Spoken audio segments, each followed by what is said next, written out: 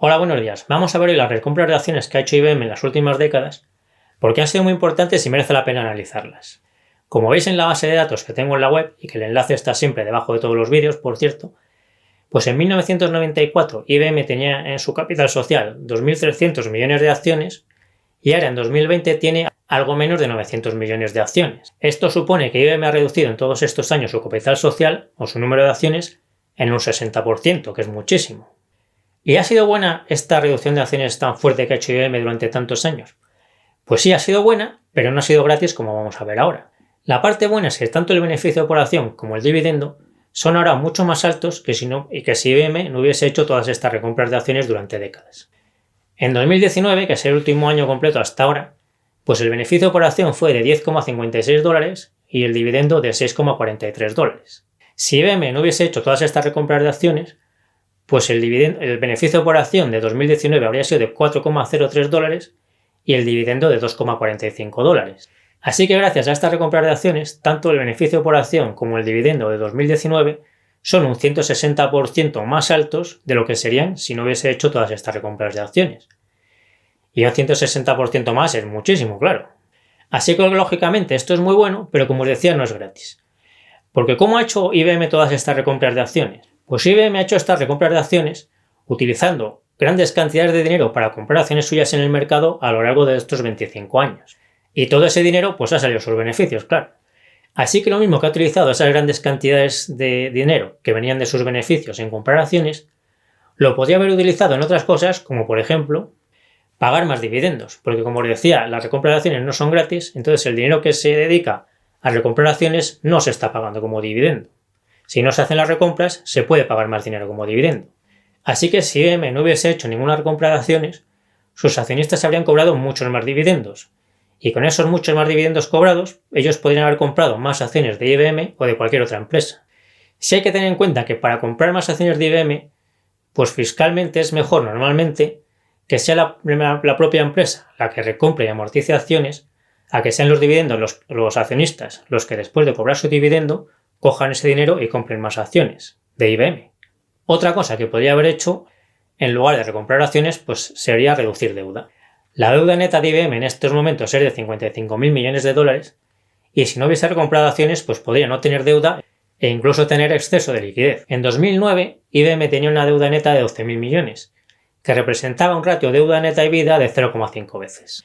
Y ahora estos casi 55.000 millones de deuda que os digo, pues suponen un ratio deuda neta EBITDA de 3,1 veces. Esto de endeudarse para recomprar acciones y amortizarlas lo han hecho bastantes empresas de Estados Unidos en los últimos años, porque las recompras de acciones de IBM de todo este tiempo parte han sido con sus beneficios y parte han sido con deuda, emitiendo deuda nueva.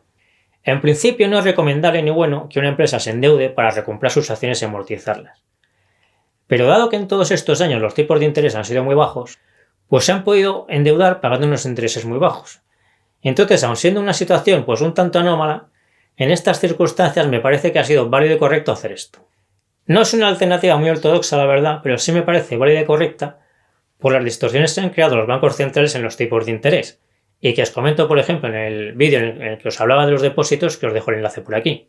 Así que teniendo todo en cuenta, creo que IBM ha hecho bien porque se ha endeudado, no es muy normal hacerlo, ya os digo, pero en estas circunstancias es válido, y la deuda que tiene ahora es bastante manejable. Con lo que si ahora quisiese o necesitase reducir la deuda, lo podría hacer con facilidad. Otra cosa que podría haber hecho es comprar otras empresas, en lugar de amortizar acciones propias. Imaginad que con ese dinero, pues si hubiese comprado, por ejemplo, Amazon y Apple, cuando Amazon y Apple valían relativamente poco dinero. Pues eso habría sido muchísimo mejor que hacer las recompras de acciones de IBM que ha hecho, claro. Pero también, puestos a comprar empresas, podría haberse equivocado y haber comprado otras empresas tecnológicas que al final no llegaron a nada, y eso habría sido mucho peor que hacer todas las recompras de acciones de IBM que ha hecho. Hay que tener en cuenta que el tema de comprar otras empresas siempre es complicado y no siempre sale bien. Además de que IBM en este tiempo, además de recomprar acciones, también ha comprado empresas, otras empresas. La última, por ejemplo, es la de Red Hat, para potenciar su negocio en la nube, que es un negocio muy importante. A toro pasado, pues se podría decir que tenía que haber comprado tal empresa, tal otra, pero claro, la realidad no funciona así. Las empresas no hay que comprarlas sabiendo lo que va a pasar en el futuro, sino en el presente. Y hay veces que las empresas aciertan y otras que se equivocan. Con lo cual el riesgo de comprar empresas pues es más alto que el de comprar y amortizar tus propias acciones. Así que yo creo que en este tema IBM ha tenido un buen equilibrio porque ha hecho recompras de acciones y también ha comprado otras empresas. Si hubiera visto más compras claras de otras empresas, pues seguramente las habría hecho reduciendo sus recompras de acciones. Así que creo que en este tema de las compras de empresas y de acciones propias, IBM ha tenido un buen equilibrio. Un tema importante que hay que comentar es el momento en el que las empresas recompran sus propias acciones. Lo ideal, lógicamente, es que compren sus acciones cuando están muy baratas y no las compren cuando están caras. Igual que nos pasa a los inversores particulares, que lo ideal sería que comprásemos siempre cuando está todo muy barato y no comprásemos cuando está más caro. Pero claro, llevar esto a la práctica es difícil para los inversores particulares y para las empresas, porque ni siquiera las propias empresas saben su valor exacto.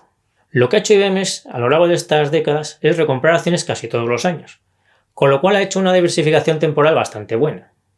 Unos años ha comprado más caro y otros años ha comprado más barato, pero la media ha sido muy buena, como siempre que pasa cuando se utiliza la diversificación temporal, y por eso yo a vosotros os la recomiendo tanto. Entonces, puestos a analizar el pasado, con intención de aprender, siendo realistas, IBM lo podría haber hecho algo mejor de lo que lo ha hecho. Pues vamos a comentarlo viendo este gráfico mensual de las últimas décadas. Pensar que tenía que haber comprado solo acciones en los mínimos que veis en el gráfico, pues no es realista, porque lógicamente eso sería lo ideal, pero sabemos que hacer eso en la práctica es imposible. Así que no aprendemos nada considerando que esa posibilidad fuese una posibilidad realista. Donde creo que tenemos que centrarnos es en las dos zonas de máximos que os he sombreado. La que está a la izquierda es la burbuja de Internet del año 2000 más o menos. En esos años IBM cotizó a PER de 30 a 40 veces y ahí sí que parece realista que podría haber parado las recompras de acciones en esos años. Y en la segunda zona sombreada también sería realista pensar que debería haber parado las recompras de acciones. Esta es la otra zona que os he sombreado más a la derecha, que son los años 2012 y 2013 más o menos. Ahí hace un máximo y luego cae. Así que conociendo ya lo que sucedió, pues podríamos pensar, pues ahí no tiene que haber comprado porque luego la cotización cayó. Pero es realista pensar que en ese máximo también tiene que haber dejado de comprar acciones. Pues ahí creo que no es realista pensarlo, porque en el segundo máximo cotizaba un PER de unas 12-15 veces, que es un precio bastante bueno para recomprar acciones. Y claro, en ese momento, pues lógicamente, IBM no sabía lo que iba a pasar en los siguientes años. Así que en el primer caso sí me parece realista pensar que habría sido mejor que dejase de comprar acciones en ese máximo, pero en el segundo creo que no es realista pensar eso. Lo importante de echar la vista atrás, en este caso de IBM, mirar el pasado, pues es que tengáis en cuenta que el precio al que las empresas recompran sus acciones es importante, y que lógicamente cuanto más bajo sea el precio al que recompran sus acciones, pues mejor para los accionistas. Entonces, y como resumen, ¿ha hecho bien IBM con todas estas recompras de acciones que ha hecho en todos estos años? ¿O sería mejor que hubiese hecho otra cosa? Pues yo creo que ha hecho bien sí, pero lo que me parece más importante es que veáis claro que a los accionistas de IBM estas recompras de acciones no les han salido gratis. Por ejemplo, podéis ver en la base de datos que entre 1994 y 2013 el payout nunca superó el 30%, y la mayoría de los años estuvo entre el 10% y el 20%. Así que para hacer estas recompras de acciones, que son beneficiosas y son buenas, los accionistas de IBM han tenido que renunciar a cobrar la mayor parte de sus dividendos durante décadas. Porque el dinero que se usó para hacer estas recompras de acciones fue el dinero que normalmente se habría pagado como dividendo y que en este caso no se pagó como dividendo porque la IBM lo utilizó para recomprar acciones suyas y luego amortizarlas. En los últimos años IBM está equilibrando más las dos cosas. Entonces está bajando un poco el importe de las amortizaciones, de las recompras de acciones y está subiendo el payout. Y a mí este nuevo equilibrio me gusta más porque creo que está mejor compensada una cosa con la otra. Yo me despido ya hasta el próximo vídeo, nos seguimos viendo en el foro de invertirenbolsa.info, en Facebook y en Instagram.